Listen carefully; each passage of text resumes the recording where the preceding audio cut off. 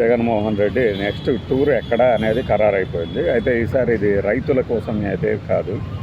Nellore sub జైల్లో వరుసగా బెయిల్లో వస్తున్నా కూడా మళ్ళీ పెట్టబడుతున్న కేసుల్లో జైల్లోనే ఉంటున్నటువంటి కాకాణి గోవర్ధన్ కోసం.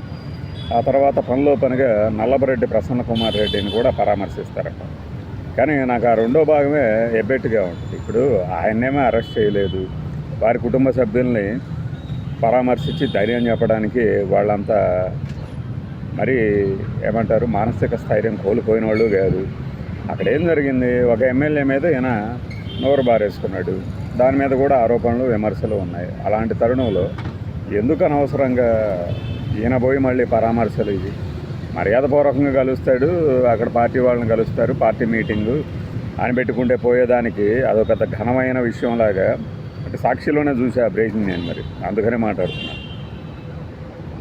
నల్లబరెడ్డి ప్రసన్న కుటుంబ సభ్యులను పరామర్శించి ధైర్యం చెప్తారంటే ఏం ధైర్యం చెప్పేది, ఏమైంది అక్కడ?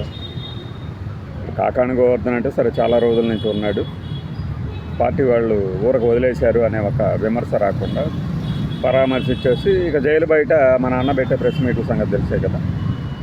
అది నేను అనుకుంటున్నాను ఏంటంటే, ఈ పర్యటనలోనే పనిలో పనిగా ఖరేడు కూడా ఒక లుక్ వేసి వస్తే సరిపోద్ది కదా.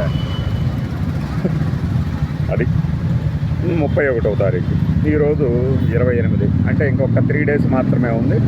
దీన్ని అడ్డుకోవాలని కానీ ఇంకో రకంగా కానీ ఎలా చూస్తారో చూద్దాం. మరి దబిడే కదా అన్న రంగంలో దిగితే ఫ్యాన్స్కి పూనకాలే.